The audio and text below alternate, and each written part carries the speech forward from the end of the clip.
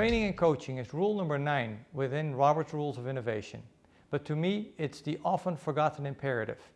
Training and coaching is so important that actually the Whirlpool Corporation has established it as one of the most important imperatives to put in place to succeed in innovation. But let's start with the basics. Process training is essential.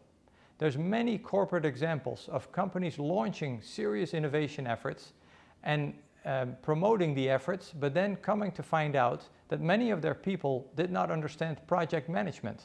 So make sure that process is taught and understood and is retaught with new hires. But before you continue your serious efforts in training and coaching, it has to be understood that best practices really top innovation. And ideally, you should use next practices. In other words, best practices plus innovation. And I have a great historic example on how best practices tops innovation.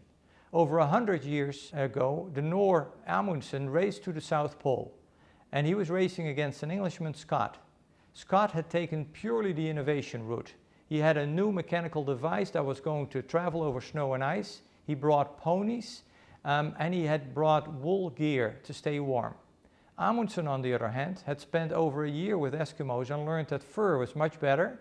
He used dogs and sleds to travel over snow and ice.